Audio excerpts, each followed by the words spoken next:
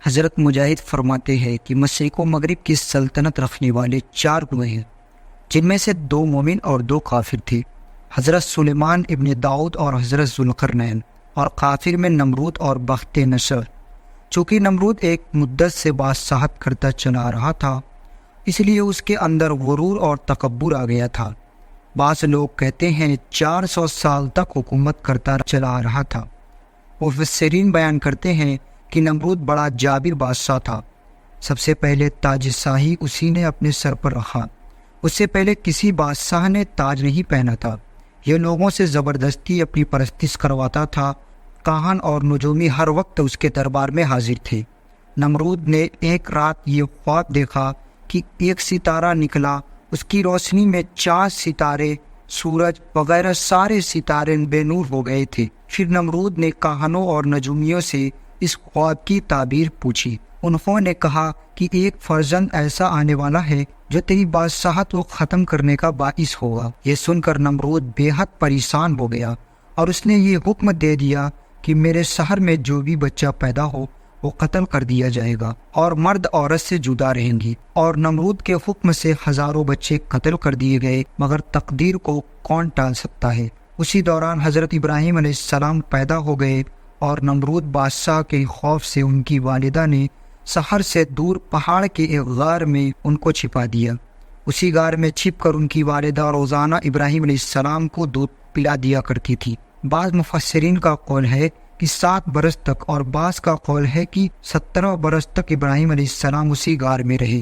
نمرود نے اپنی سلطنت بھر میں یہ قانون بنا دیا تھا، اس نے خوراک کی تمام چیزوں کو اپنے قبضے میں لے لیا۔ یہ صرف انہی لوگوں کو خوراک دیا کرتا جو اس کے خدائی کو قبول کرتے۔ ایک مرتبہ حضرت ابراہیم اس کے دربار میں غلہ لینے کے لیے تشریف لے گئے تو اس خبیث نے کہا کہ پہلے تم مجھ کو خدا تسلیم کرو، تبھی میں تم کو غلہ دوں گا۔ حضرت ابراہیم علیہ السلام نے پھر دربار میں یہ اعلان کر دیا کہ تو جھوٹا ہے اور میں صرف ایک خدا کو مانتا ہوں جس کا کوئی شریک نہیں ہے۔ یہ سن کر نمرود آپے سے باہر ہو گیا اور آپ کو دربار سے نکال دیا اور ایک دانہ بھی نہیں دیا۔ آپ اور آپ کے چند ساتھی جو مومن تھے بھوک کے شدت سے پریشان حال ہو گئے تھے۔ اس وقت آپ ایک تھیلی لے کر ایک ٹیلے کے پاس تشریف لے گئے اور تھیلی میں ریت بھر کر لائے اور اللہ سے دعا مانگی تو وہ ریت آٹا بن گئی، اور آپ نے اس کو اپنے ساتھیوں کو کھلایا اور خود بھی کھایا۔ پھر نمرود کی دشمنی اس حد تک بڑھ گئی کہ نمرود نے ایک دن آپ کے کلمہ حق سے تنگ آ کر دربار میں بلایا اور سوال جواب شروع کر دیا۔ نمرود: اے ابراہیم، بتاؤ تمہارا رب کون ہے جس کی عبادت کی تم لوگوں کو دعوت دے رہے ہو؟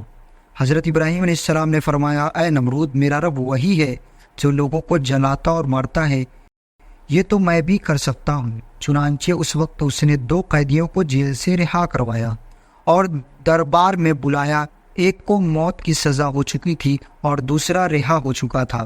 نمرود نے پھانسی پانے والے کو تو چھوڑ دیا، لیکن اس نے بے قصور کو پھانسی دے دی اور بولا کہ دیکھو، یہ مردہ تھا، میں نے اس کو جلا دیا، اور جو زندہ تھا میں نے اس کو رہا کر دیا۔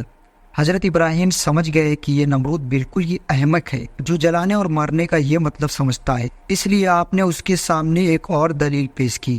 کہا کہ میرا رب سورج کو مشرق سے نکالتا ہے، اگر تو اپنے آپ کو خدا سمجھتا ہے تو اس کو مغرب سے نکال کر دکھا۔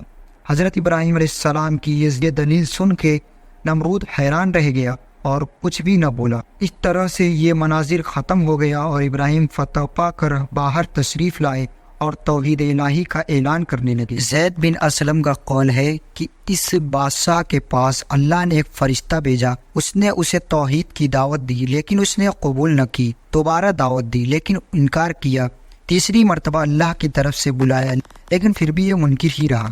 اس بار بار کے انکار کے بعد فرشتے نے اس سے کہا: اچھا، تو اپنا لشکر تیار کر، میں بھی اپنا لشکر لے آتا ہوں۔ نمرود نے بڑا بھاری لشکر تیار کیا اور زبردست فوج لے کر سورج نکلنے کے میدان میں آ ڈٹا۔ ادھر اللہ تعالیٰ نے مچھروں کا ایک دروازہ کھول دیا، بڑے بڑے مچھر اس کثرت سے آنے لگے کہ لوگوں کو سورج بھی نظر نہ آتا تھا، اور اللہ کی یہ فوج نمرودیوں پر اس طرح گری کہ ان کا گوشت پوست سب کھا گئی، اور انہی میں سے ایک مچھر نمرود کے نتھونے میں گھس گیا اور 400 سال تک اس کا دماغ چاٹتا رہا۔ ایسے عذاب میں وہ مبتلا رہا کہ موت اس سے 1000 درجے بہتر تھی۔ نمرود اپنا سر دیواروں پر مارتا پھرتا، پتھروں سے کچلواتا، اور پھر اسی طرح اس بد نصیب نے موت پائی۔